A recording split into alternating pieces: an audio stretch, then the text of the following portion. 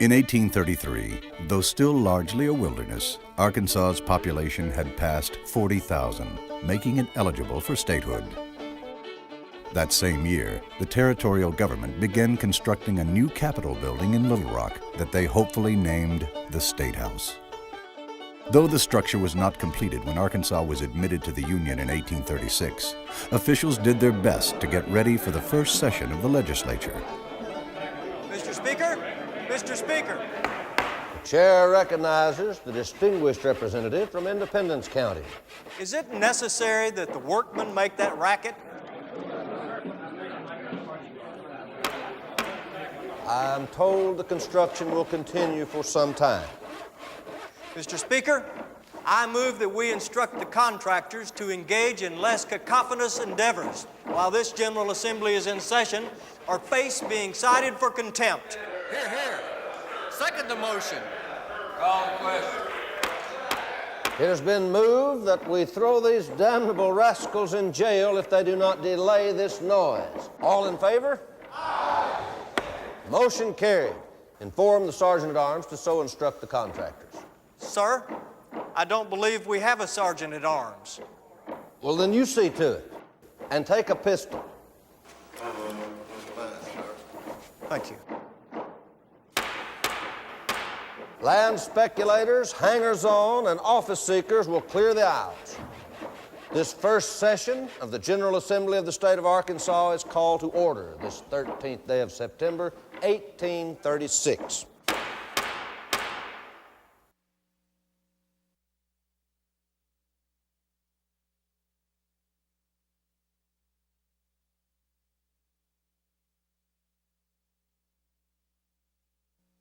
Early Arkansas was a wild region, inhabited by a hardy breed of men and women characterized as half horse, half alligator. The contentious politics of this frontier pitted opposing political factions. This bitter rivalry often ended in duels. One of the most famous such encounters occurred in the House chambers of the State House. In 1837, the Arkansas House was debating a measure to pay a bounty on wolf hides. The issue stalled on how this was to be paid. Were magistrates to pay it and be reimbursed later? Was it to be paid in federal currency or the much less reliable state scrip? Order of the House. Amos Kirkendall, the bill's sponsor, has the floor. Perhaps local magistrates could issue some manner of voucher on taxes so they would not be out any money. Shall we then require magistrates to turn in these pelts? To whom? I do not know about you, gentlemen, but I do not care to have untreated wolf hides lying around waiting my next journey to Little Rock. The chair will entertain suggestions from the floor as how to dispense with those wolf hides in such a way as not to offend the representative's sense of smell. Mr. Speaker. The chair recognizes Representative Anthony. I propose the pelts be signed by the president of the real estate bank. Not everyone appreciated Anthony's attempt to mock the notion that an official signature alone was sufficient to create value where none existed. Is the Major aware that I am the president of the real estate bank? I am, Mr. Speaker. Is it your intention, then, to be personal? My remarks speak for themselves. You're out of order. Sit down. I have made a motion I will not yield. You will yield, or I shall make you. You are welcome to try, sir.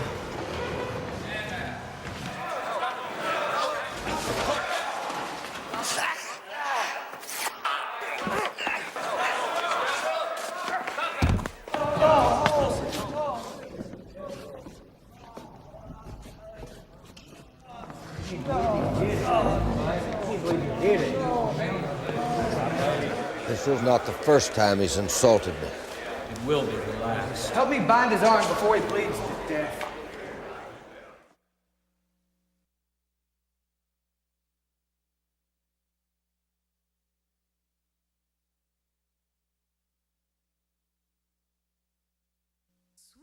Slave-holding planters had been reluctant to move to Arkansas until Arkansas was firmly established as a slave state.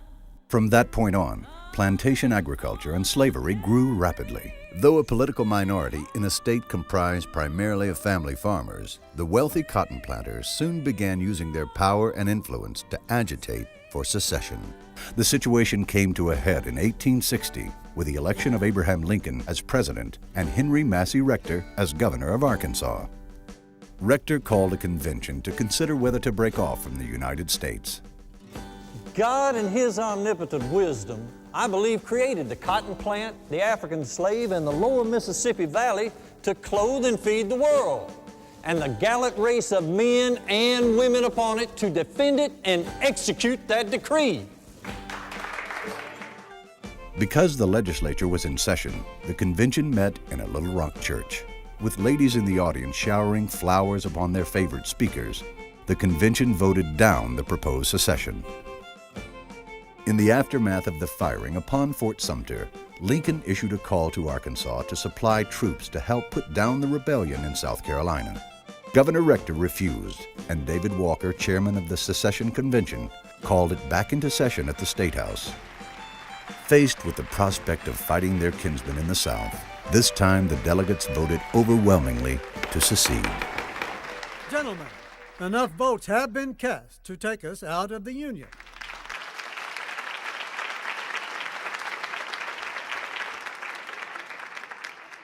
Now, since we must go, let us all go together. Let the wires carry the news to all the world that Arkansas stands as a unit against coercion.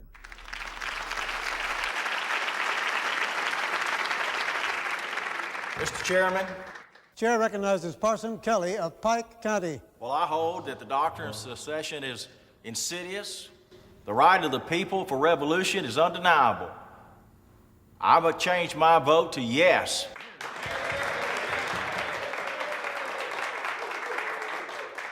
Thomas Gunter, Washington County. I change my vote to yes.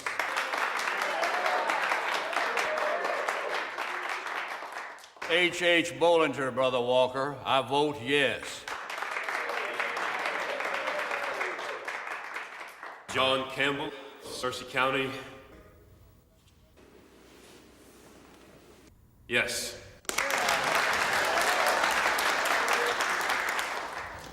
Isaac Murphy.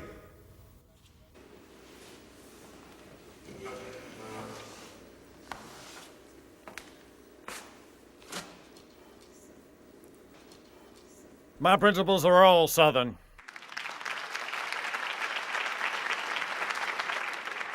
If necessary, I would lay down my life for the Southern states. But I would rather lose 1,000 lives than to aid in bringing about the untold evil that would assuredly follow in a train of secession. I've cast my vote after mature reflection and have duly considered the consequences, and I cannot conscientiously change it. I therefore vote no.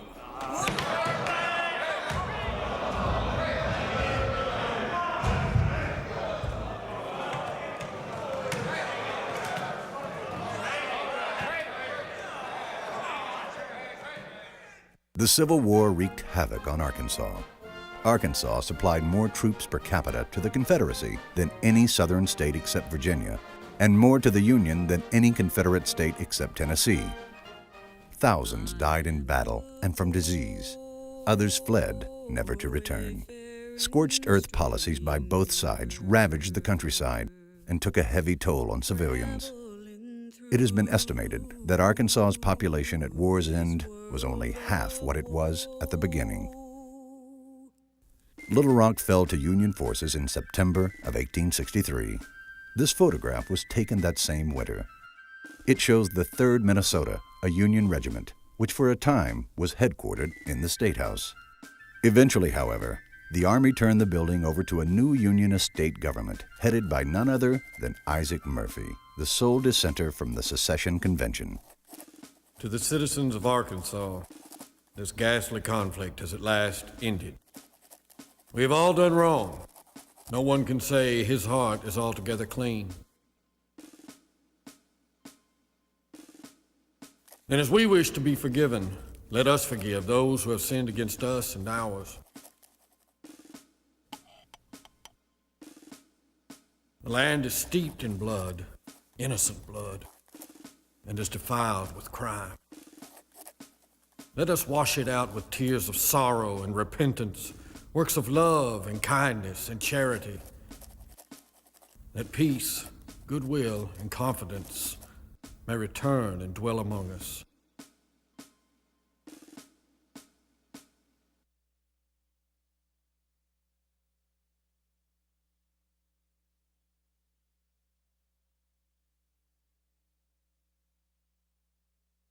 Murphy was elected to a 4-year term in 1864 and was governor when peace came in 1865.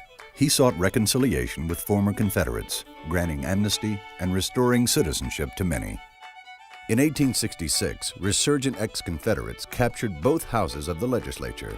Despite Murphy's objections, the former rebels flaunted their powers by refusing to ratify the 14th Amendment, granting full citizenship to blacks. Congress responded by placing Arkansas and 9 other states of the Confederacy under martial law. Under the provisions of Reconstruction, blacks gained the right to vote to choose delegates to a convention to draft a new state constitution. Order! Order! Let the delegate from White County speak. Continue, Mr. Seifert. Gentlemen, all that I'm proposing is that we re-adopt the 1864 Constitution of Isaac Murphy, a constitution approved by Abraham Lincoln. Now, if we persist in this doctrine of Reconstruction, and if we insist upon suffrage for the Negro while disenfranchising those who fought in the rebellion, then you certainly sow the seeds of strife which will inevitably reverberate against the Negro. Now, I assure you, I am a friend of the Negro. I've been an agent of the Freedmen's Bureau, and I have passionately sought to advance the interests of this unfortunate race. I know the Negro well in all his attributes, and I appeal to the Negro delegates present here today. Do not be misled by false friends. On point of order, Mr. Chairman. The chair recognizes Joseph Brooks. I wish to clarify a point of etiquette before we proceed. Now, I wonder at the politeness of characterizing a fellow delegate solely on the basis of race. I would ask our fellow delegates of color whether they object to being referred to as Negroes. Chair recognizes William Gray. Mr. Chairman, I take no objection to the appellation Negro. I'm not ashamed of my race, allied as it is to those who built the great pyramids of Egypt, where sleep the remains of those whose learning taught Solon and Lycurgus to frame the system of their laws, and to whom present ages are indebted for whatever hints we have of art and knowledge. I would like, though, if I may, to respond to the previous speaker. The floor is yours. If I understood Mr. Seifert correctly, he says he's glad that the rebellion was crushed. He says that he's glad that the Negro was freed. And yet, while he would have the Negro protected by law in all their rights, he would never consent to see them entrusted with the elective franchise. Never.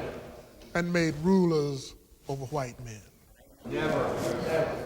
Gentlemen, I'm here today as the representative of a portion of the citizens of Arkansas whose rights have not been secured by the ordinance set forth by the gentleman from White County. Men, sir, who have stood by the government and the old flag in times of trouble, when the Republic trembled with thoughts of civil war from center to circumference, from base to cope. We're not here today to beg charity at the hands of this honorable body, but to receive at the hands of the people of Arkansas in convention assembled the apportionment of our rights as assigned by the Reconstruction Acts of Congress.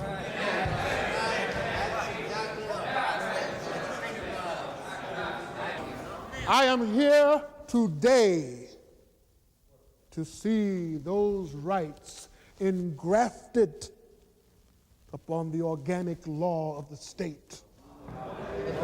Now the gentleman from White County says that the Negro cannot be a citizen. Well, sir, I claim that we are citizens. Yes, sir.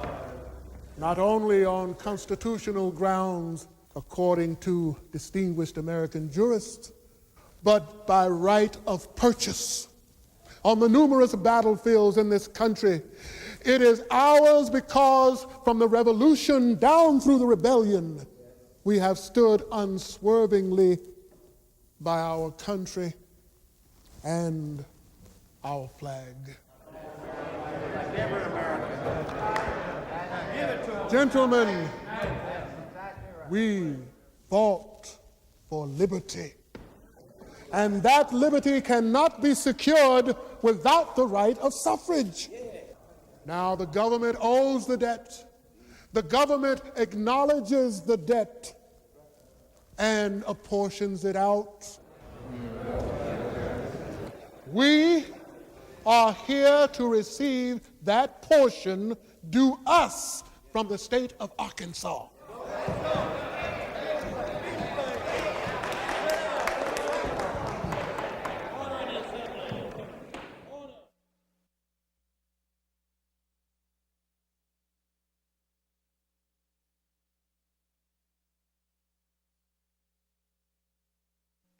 Despite the obvious talents of men such as William Gray, blacks received only token representation during Reconstruction.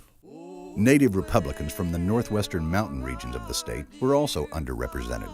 Instead, the Republican Party and the Reconstruction government tended to be dominated by a coalition of ex-Union officers and so-called carpetbaggers, headed by an ex-cavalry commander named Powell Clayton. By the election of 1872, the Republicans were split into two camps. Elisha Baxter, a native Unionist, headed the ticket for Clayton and other supporters of Reconstruction. The candidate of the moderates was the fiery ex-abolitionist Joseph Brooks. The 1872 election witnessed massive abuses on both sides. Brooks protested his loss, but to no avail. Meanwhile, Governor Baxter, who ran on the Reconstruction ticket, surprised everyone by beginning to dismantle Reconstruction. Because of Baxter's actions to eliminate Reconstruction policies, moderate Republicans and ex-Confederates rallied in support of Baxter. By 1874, the Clayton Republicans that supported Reconstruction had shifted their support to Joseph Brooks. Surreptitiously, they obtained a court order that would remove Baxter from office by declaring Brooks governor. What's the meaning of this outrage? I have my young son here with me. Mr. Baxter, I have a court order for your removal from office. The Supreme Court has upheld my election. Well, this is a district writ, but I have 25 armed men with more on the way. Am I to be summarily executed or merely tortured into renouncing my office? No, you and the boy are free to go. These gentlemen will escort you off the premises.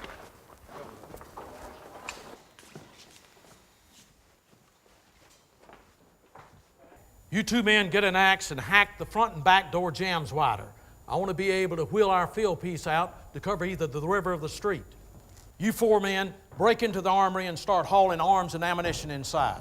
Warner, figure out how to get on the roof. We need a picket up there. Yes, sir. Corporal, take 8 men up to the House and Senate. Station them so they have a full field of fire covering both the front and back lawns. Whatever you do, don't let them get between us and the river. There's a boat with 100 men due within the hour.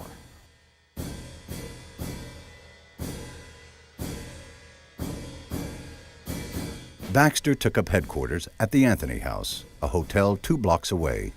Supporters quickly rallied to both sides. Federal troops confiscated the city's fire engines to erect barricades between the two sides. Though there were several armed skirmishes around the state, no direct attempt was made to take the State House away from Brooks. Eventually, President Grant sided with Baxter rather than call into question his own election returns from the South. Brooks reluctantly vacated the State House.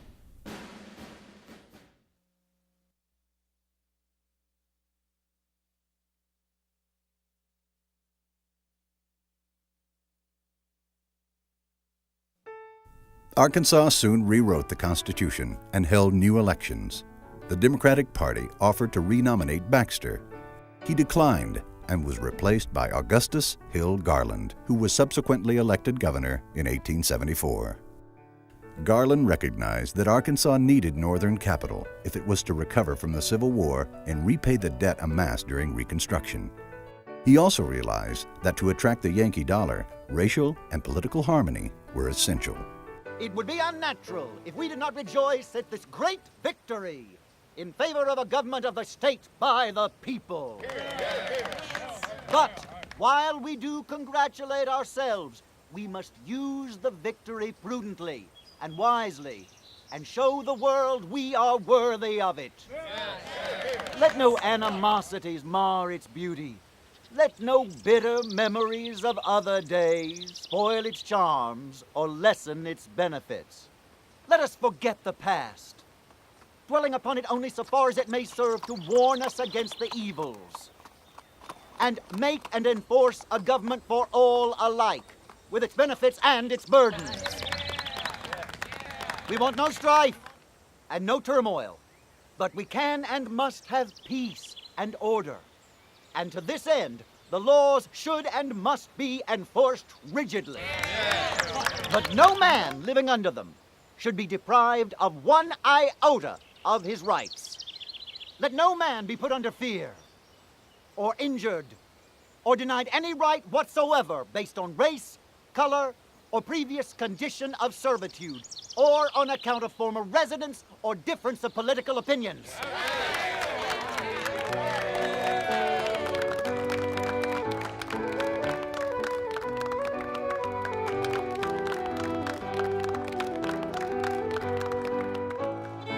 Remarkably, Arkansas's new Constitution retained the civil rights provisions enacted during Reconstruction. Blacks continued to participate actively in politics. In fact, more blacks would serve under the so-called Redeemers than under the Republicans.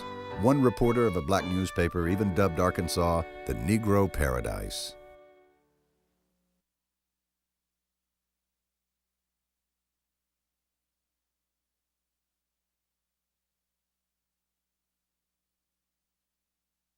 For the last quarter of the 19th century, the nation struggled from one financial crisis to another.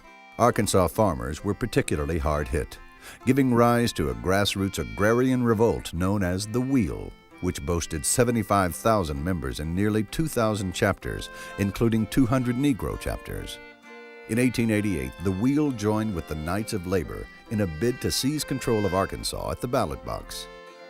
Most historians believe that the Union Labor Party actually won the election in 1888, only to be counted out by crooked election judges. The Democrats were also greatly embarrassed by the widespread and obvious abuses in the 1888 election. These the party attempted to redress in the 1891 election reform bill. Though generally hailed as a reform measure, the bill contained many provisions, such as the outlawing of pre-marked ballots, which would make it more difficult for blacks and poor whites, many of whom were illiterate, to vote. The chair recognizes the Honorable S.A. Miller. Thank you, Mr. Speaker. Gentlemen, the arguments of the opposition against this measure ultimately comes down to a question of honor.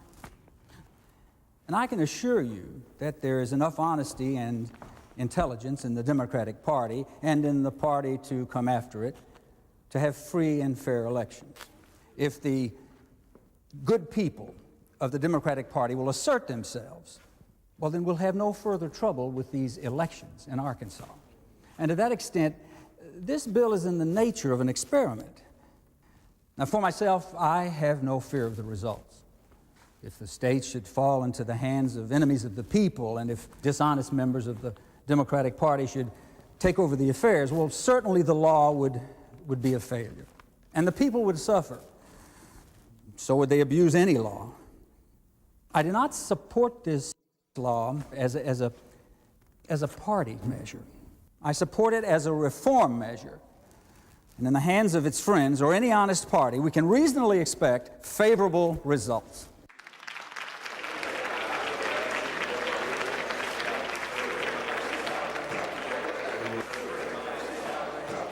The chair recognizes J.F. Henley from Searcy County.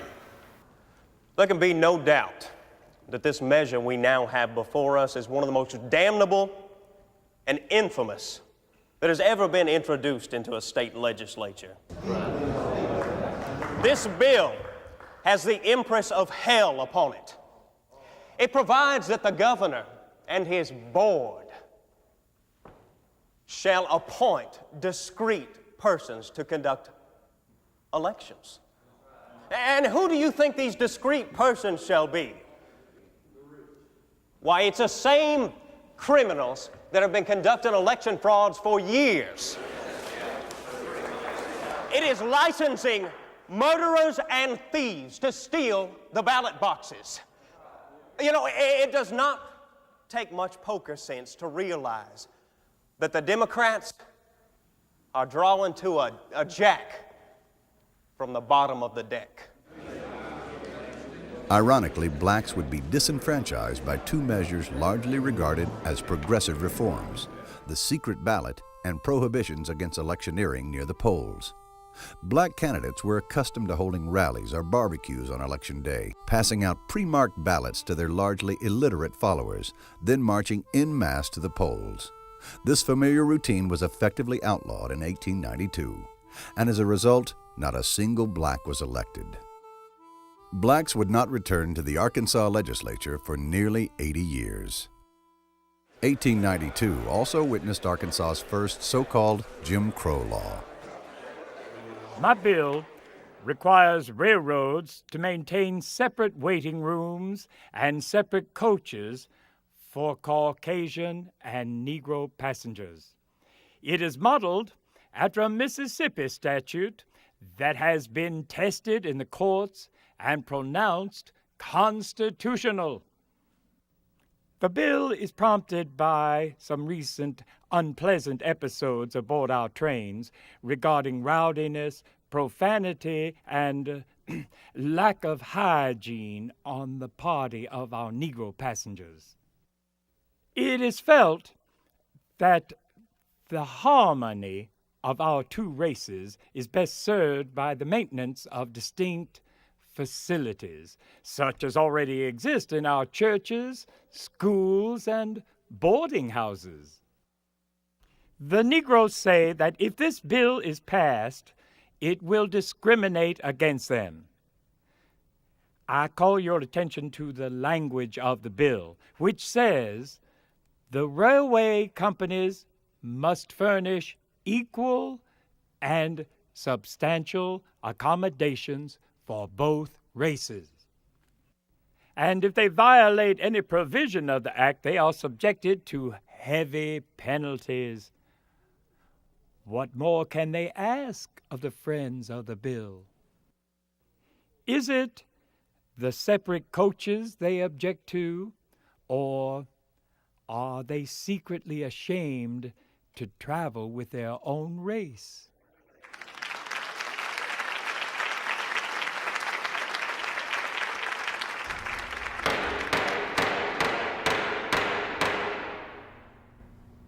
The chair recognizes John Gray Lucas. I received my early education in some of the first colored schools here in Arkansas and went on to graduate from Boston University. I was interviewed at the time of my commencement by a reporter from the Boston Globe. I have here a clipping of what I told him. More colored men from the North ought to make Arkansas their home. It is an inviting field for them and a grand opportunity to make something of themselves. I proudly asserted that a liberal public sentiment prevailed and no hindrance were met from anywhere. Mr. Tillman's bill seeks to make a liar of me. Unfortunately, today there are those who would transport Arkansas across the Mississippi River where yoked in the crimson soil of Mississippi, she shall be as incapable of advancement as a fixed star to alter its course.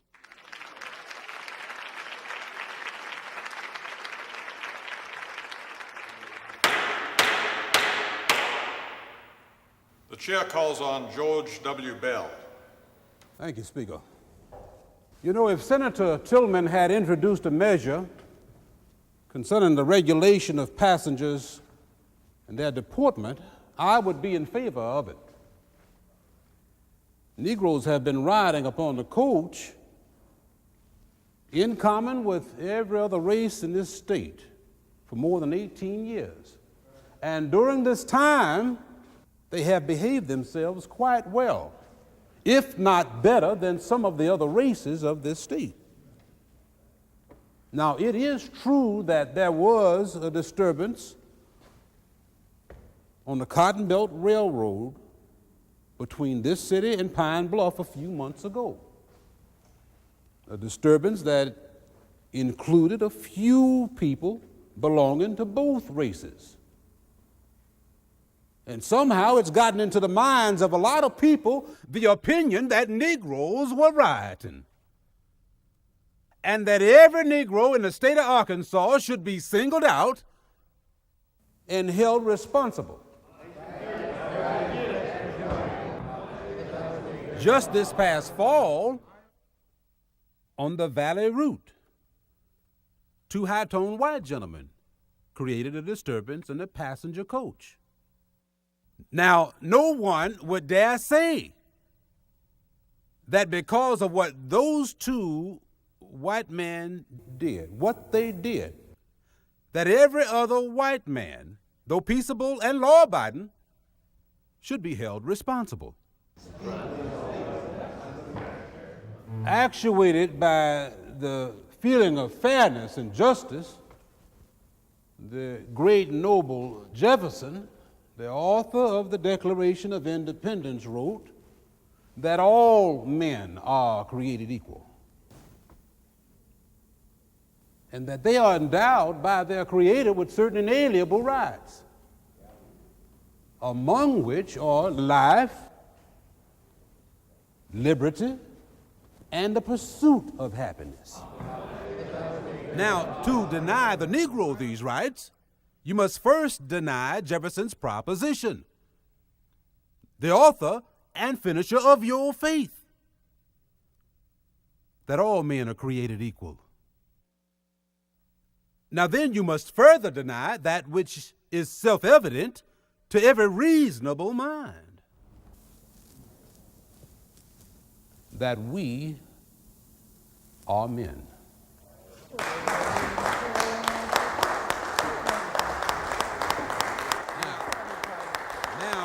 Now, I pray to God that the day is fast approaching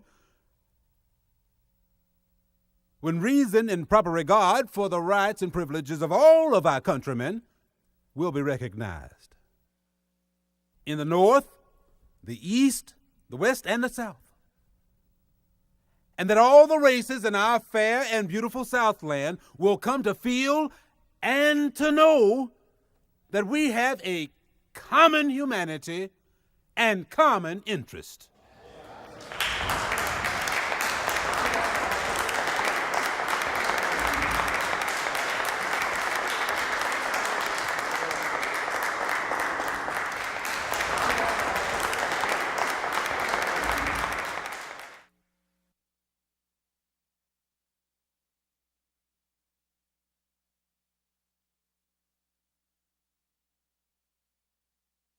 While Arkansas Democrats moved to the right on the question of race, they moved dramatically to the left on other social issues in an effort to win back disaffected farmers. As strong supporters of William Jennings Bryan, they suddenly found themselves in the progressive vanguard of the National Party. No figure represented this turn more dramatically than Jeff Davis. The hell in the world says that I am a red-faced, loud-lunged, deep-voiced, ox-driving mountaineer. They say I'm a friend of the fella that makes that 40-rod bug juice. They say I'm a demagogue. Every time a man come out and stand for the interest of the people, he is denounced either as a crank or a demagogue. Well, if that is demagoguery, then I thank God I am a demagogue. Ladies and gentlemen, the war is on. It is knife to knife, hilt to hilt, knee to knee, foot to foot, between the corporations of Arkansas and the people. Well in excess of 6 feet and 300 pounds at his prime, Arkansas's turn-of-the-century governor cast a giant shadow. Named for the President of the Confederacy, Jeff Davis had no rivals as a political campaigner. While you are bowed down under the burdensome yoke of starvation and taxation, they are building a $1 million building up in Little Rock, and they are taxing you to pay the bills.